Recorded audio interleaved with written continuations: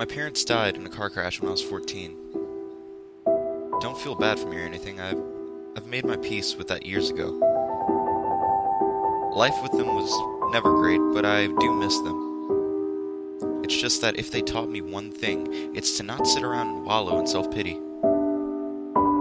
I just wish they hadn't sent me to live with my Aunt Louise. Anyone have that one family member that's just a little strange and a little cut off from the rest of the family? Aunt Louise was ours. She was also our closest living relative. Dad's family lived on the other side of the continent. Mom's parents were both dead, and she was an only child. Aunt Louise, her mother's sister, actually, so my great-aunt, lived just an hour from where we did. When my folks were alive, we rarely visited Aunt Louise, and to be perfectly honest, I half expected her to refuse to take me in.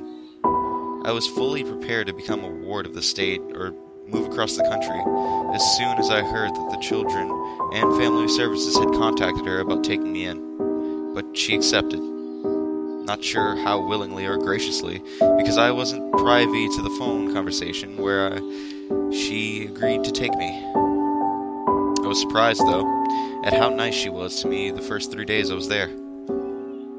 I wanted to make something clear, though. While Aunt Louise was cranky, odd, eccentric, uncouth, and several other less than flattering adjectives, she wasn't a complete bitch. She had a rather abrupt, even abrasive way of speaking, but she wasn't cruel. I had never taken the time to really get to know her during my initial 14 years, but I could tell that she mostly kept to herself and didn't particularly like people, so naturally I assumed that she was reclusive, curmudgeony bitch. Really, what surprised me most when I first moved in, it was how normal everything seemed, at first at least. Aunt Louise cooked, cleaned, watched TV, talked to neighbors on the phone, etc., just like anyone else would, and she told me right away that she had little in the way of expectations from me, or at least none that my parents wouldn't have. Don't stay out too late, let her know if you're going to be late coming home, finish your homework before you watch TV, clean up after yourself, so on. There was one rule, however, that was strange, and it stood out from the other rules and how strange it was. At first I tried not to worry about it. Old people sometimes have their peculiarities. I initially thought that was all this was. I was wrong. She insisted that any time I entered or left a room, I was to shut the door behind me right away. It didn't matter if I was only going to be in that room for a few seconds. If I entered a room, I was expected to immediately shut the door, and the same was true if I left it. I often forgot this rule in my first week or so there. She never failed to remind me of it. "Shut that damn door," she would yell, anytime I forgot. It never seemed to matter where she was in the house. She would always tell, and could always tell, when I had not shut a door just after opening it. Her house was old, and my understanding is that she was not its first owner. She had lived in it since my mom was a little girl. I had no idea how old it was. It could easily have been over 100, judging by its design and layout. It had 2 floors, a basement and a sub-basement. That last floor threw me for a bit of a loop when I discovered it existed. I was washing a load of my clothes when I noticed a door, closed naturally, in the far wall of the utility room. The basement was unfinished, with mostly dirt flooring and bits and bobs stacked or piled or shelved everywhere. The only room you could really walk through without fear of stepping on something or knocking over a stack or pile was this laundry room, which was also the only tiled floor down there. The door I found in the basement had a board laid across it, easily movable. It was as if Aunt Louise wanted a border there, but not one that she couldn't get past if need be. My curiosity overtook me the second time I saw it, and I slid the board away from the floor and tried it. It was locked. This didn't strike me as all that strange right away.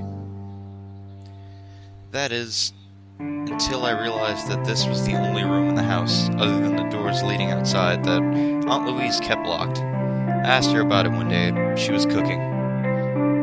"The door in the basement," she said. That's a sub-basement. Not much down there. I mainly keep my preserves down there. It's cool enough for them to keep." "Right," I answered. This really didn't explain why she kept it locked. So if I ever wanted to take a look around down there, for the love of Christ, boy, why would you want to do that? I noticed with that response that her face had changed. Aunt Louise mostly wore the same expression, a scowl like someone had just tracked mud onto their freshly shampooed carpet. Again, she wasn't as nasty as her expression indicated, but it was the expression that she was most used to making, apparently. But when she responded to my desire to see what was behind that door, her eyebrows raised and her mouth quivered for just a second before answering. It was so slight, others might have not noticed it, but by that time, I knew enough about Aunt Louise to equate that to a scream of horror. I knew then that I had to see what was behind that door. I've always been a curious type, you see. I've never been able to stay away from something that aroused my curiosity, even if my good sense told me better. I've always wanted nothing more after that than to see what was in that sub-basement. But how was I to get around the lock? That was going to be an issue. Aunt Louise kept all her keys on a single ring. There weren't that many of them, but I figured if the door to that sub-basement was anywhere, it was there. I just had to find a way to take it from her. This turned out to be not so simple. For one thing, it was impossible to get around the house without being heard. I couldn't sneak from my bedroom to hers in order to sneak the keys without opening and closing all the doors between us. Mine, the door in the far part of the hallway, and hers. Believe me, even if I simply left all doors open, she somehow knew. I once had to go to the bathroom in the night, and I forgot to close the hallway door. I had just made it to the bathroom when I heard her yell, even while asleep, "Shut that damn door!" I hurriedly turned back and went to close the hallway door, forgetting to close the bathroom door, and I heard it again. "Shut that damn door!" For that matter, Aunt Louise's room had a squeaky door that also had a catch to it, so when she opened it, it sounded like a loud creak. There was no opening of her door without her noticing. So I forgot about the sub-basement door for a while. I placed my curiosity on the back burner and just tried to get along with the tactical old woman for a while. Life got a bit easier. As long as I remembered to keep all the doors shut at all times, the two of us got along famously. She didn't get in my face about things, and I didn't get in hers. It was a pretty silent house, but one that I got used to living in. I didn't even think it strange anymore that every part of the house that one access through a door always had its door shut. It would have struck me as more odd if any doorway was ever left open. Which brings me to the day that Aunt Louise fell asleep while watching The Price is Right. It was a summer day and pretty hot. Louise was slightly less worried about windows being open than doors, but she still tended to only open one at a time, and today she had just opened one that wasn't doing much at all to cool down a boxed-in house that had zero room for airflow thanks to Aunt Louise's chief eccentricity. So, naturally, she fell asleep, and I saw my chance. Her purse was at her feet. I was sitting in the chair directly beside hers, reading an Avengers comic book and trying to ignore the repeated calls of "come on down" from the TV. I looked over at her and saw that she was in a deep doze. Her hearing wasn't the greatest even when she was awake, though she was far from deaf, but I figured in her snooze there would be little chance she would hear the tiny noise of me rifling through her purse. I found her keys almost immediately and headed for the stairwell. If she woke up when I opened the door, I would just claim I was doing a load of laundry. But she was unlikely to wake up unless I forgot to close the door, which by now I never did. I headed down the stairs, for some reason tiptoeing even though I wasn't yet at the place I had been shut out from. I felt absurdly guilty despite the fact that Aunt Louise had never expressly forbid me from doing what I was now doing. The door to the basement was closed, of course, but unlocked as always. I ducked through and closed it, waiting a few minutes, listening for a shifting sound of Aunt Louise's frame in her chair, indicating she was getting up or perhaps her voice calling to ask why I was in the basement. Quietly, I crept for the laundry room, opened the door, and closed it just as quick, slipping inside. I felt for the chain pull for the light and pulled it. Low, eerie light flickered through the room. I had never thought of the lighting in here as eerie before, but I did now. There was something about this entire endeavor that felt wrong. But my curiosity overrode my sense of caution. I crept toward the door and slid the board away from it. Aunt Louise had apparently put it back in place after the last time I had done this. The question of why she had done so played my brain for a moment, but I ignored it and brought out the key ring. I found the right key on the third try and heard a loud chuck of the lock sliding away. I froze, heart beating in my chest, waiting to hear a cry from upstairs. Nothing. The door opened silently as a ghost.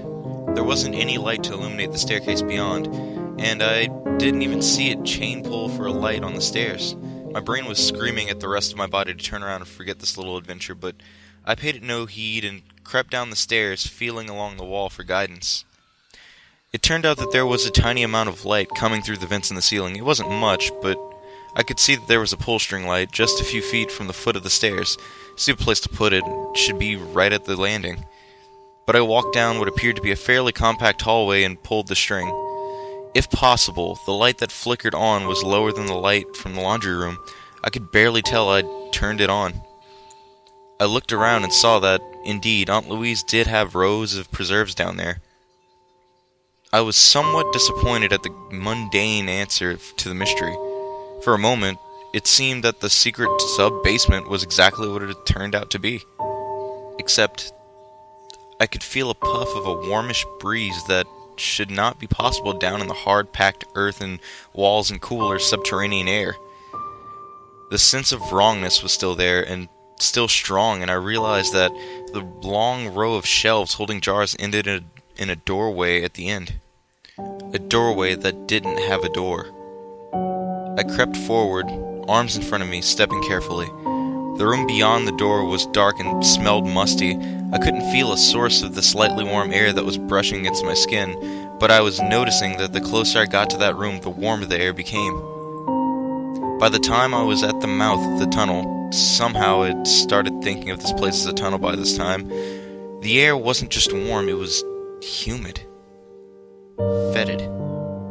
The smell went from musty to moldy to something even worse. I was assailed by that sense of wrongness stronger than ever. I had to get out of there. Why was I even walking closer? There wasn't much light, but I could see the outline of another door on the other side of the room. It was ajar.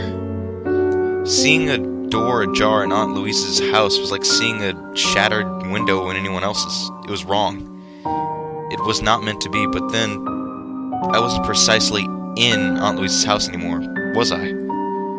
This tunnel was not built for this house. I knew that in my soul. It was here before, long before. This was the place that had only become attached to Aunt Louise's house by short-sighted builders, unaware of what they had unearthed, what they should have left buried. It took me a moment to realize that the room beyond, the very room I was about to step into, was moving. The light was too dim to really see what was happening, but there was a motion beyond it. Unceasing, slow, lazy motion. All along the walls, the floor, I could hear a slight squelching noise from its every corner. Things were crawling, expanding their pulpous flesh, and looking at me, daring me to cross that floor and shut the door on the far side, forever closing out what might be coming through it. I heard sucking sounds. Some formless, gelatinous presence stretched and flexed in the darkness. In that moment, a sense of understanding came to me. I was not the first person to stand at this door. This door that could not be closed. Not the first person to see that other door. The one that was not meant to be, standing open on the other side and knowing that it always would, until someone worked up the courage to cross the threshold and close it. Aunt Louise had not had the courage, so she had fled and kept every door in her house closed at all times, hoping against hope that keeping her doors closed at all times would alert her whenever or whatever was beyond that damn door finally came for her. I didn't have the courage either. I turned and fled and never looked back. When I was 16, I moved out of Aunt Louise's house and into a halfway house. Once I was 18, I got a job upstate and moved there. I never went back to Aunt Louise's and never called her. Tried hard to not even think about her, but I haven't been successful. I still think back to the day I stood at that doorway, about the squelching, wriggling things that waited for me in the dark. And I wonder if Aunt Louise ever found the strength to cross the room and shut that damn door.